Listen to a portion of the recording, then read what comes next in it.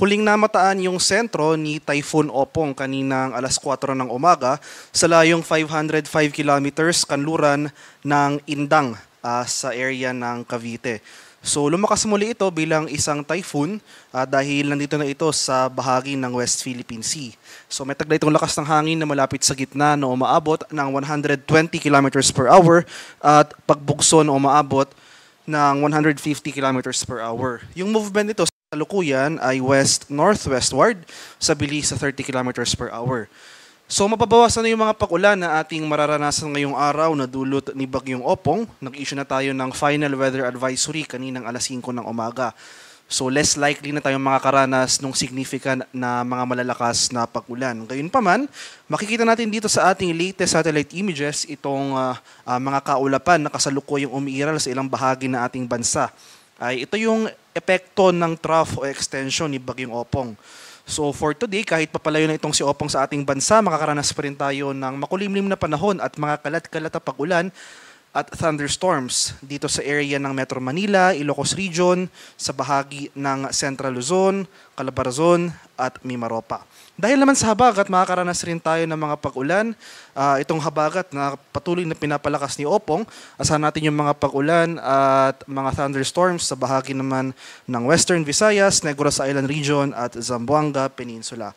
Sa nalalabing bahagi ng ating bansa, sa rest of Luzon, Visayas, and Mindanao, so more in particular, itong central and eastern sections ng mga lugar na ito, asahan natin ang mas maaliwalas sa panahon ngayong araw. Generally improving weather conditions at may chance pa rin ng mga localized thunderstorms. At sa kasalukuyan patuloy nating minomonitor itong cloud cluster sa silangan ng ating bansa malapit sa PAR. So sa ngayon patuloy yung monitoring dito dahil hindi natin inaalis yung posibilidad ng development ng nasabing cloud clusters into a low pressure area sa mga susunod na araw. At ito yung ating latest track and intensity forecast para kay Bagyong Opong. So makikita natin, base sa track and intensity forecast na ito, hindi na umaabot yung mga malalakas na hangin na dulot ni Bagyong Opong sa ating bansa. So magbabawas rin tayo or nagbawas rin tayo ng tropical cyclone wind signal over some areas. So wala na tayong sustained na mga hangin, possible mga gusts of wind na lang ating inaasahan. So inaasahan natin generally west-northwestward yung paggalaw nito sa mga susunod na oras at lalabas rin ito ng ating Philippine Area of Responsibility this morning or noon. So mamayang umaga or tanghali nasa labas na ito ng ating PAR at magpapatuloy yung west-northwestward na paggalaw nito patungong northern Vietnam. Magpapatuloy yung paglakas ni Bagyong Opong sa labas ng ating Philippine Area of Responsibility habang papalapit kay Bagyong Vietnam na kung saan wala na itong epekto sa ating bansa. At nagbawas na rin po tayo ng tropical cyclone wind signal. So wala na tayo wind signal number 2 as of 5 a.m. Ay wind signal number 1 na lamang yung ating nakataas dito sa area ng western portion ng Pangasinan, Zambales, Bataan, western portion ng Cavite, western portion ng Batangas, northern portion ng Occidental Mindoro, kabilang ang Lubang Islands, at Calamian Islands. Kaya over this area, sasan pa rin natin yung mga pagbugso ng hangin pero as compared sa mga nakarang araw, hindi na sustained yung mga malalakas na hangin na ito.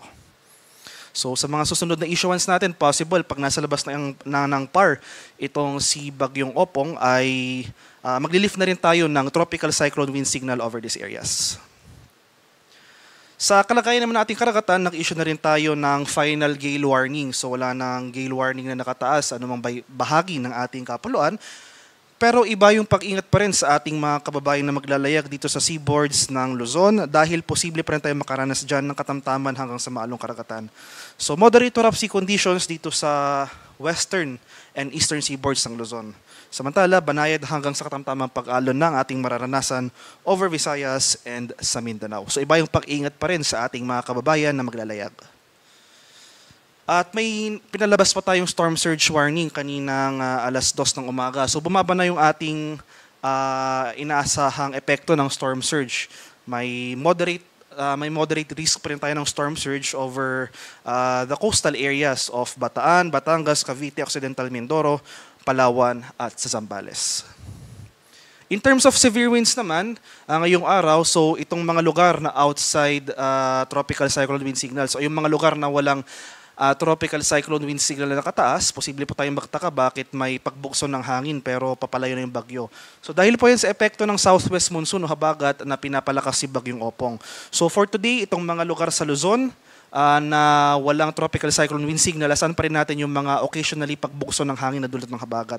Pero in the coming days, dahil papalayo na itong si Opong sa ating bansa at inasan rin natin yung patuloy na paghina ng epekto ng habagat sa ating kapuluan, mababawasan na yung mga pagbukso ng hangin na dulot nito. At ito yung ating latest tropical cyclone threat potential na in-issue ng Pag-asa. So, sinasabi po dito sa mga diagram na ito, sa mga susunod na araw, posibleng may mamuong low pressure area dito sa malapit sa Philippine Area of Responsibility.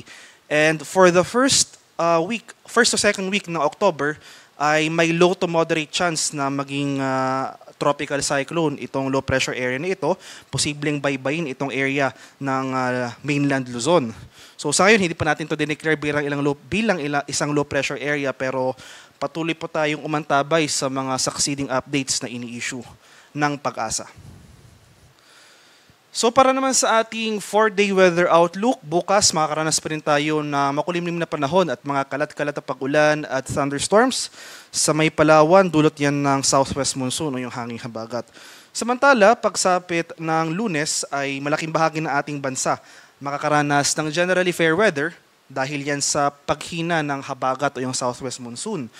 So inasahan naman natin yung pagpasok o yung magiging epekto ng easterlies o yung hangin na nanggagaling sa Karagatang Pasipiko. So for tomorrow, generally improving weather conditions over most of the country. So mas maaliwalas sa panahon ng ating inaasahan. Pagsapit pero ng Martes hanggang sa Miyerkules, itong silangang bahagi ng ating bansa posibleng makaranas ng makulimlim na panahon at mga kalat-kalat na pag-ulan na may pagkulog at pagkilat. So for Tuesday to Wednesday next week, asahan natin yung mga pag-ulan over Eastern Visayas and Bicol region. So for the remainder of the country throughout the rest of the forecast period, so for the next 4 days, generally fair weather ang ating inaasahan dulot ng easterlies. Pero hindi nangangahulugang wala na tayong pag-ulan na mararanasan. Nandiyan pa rin yung mga usual afternoon to evening na mga rain showers or thunderstorms. So especially nga itong mga areas na direktang naapektuhan ng mga pag-ulan na dulot ni Bagyong Opong as well as yung southwest monsoon o habagat na pinalakas nito. So possible saturated pa yung lupa over these areas. So in the coming days, kahit mahina yung mga pag-ulan na ating mararanasan, posible pa rin magdulot ito ng mga pagbaha or landslides.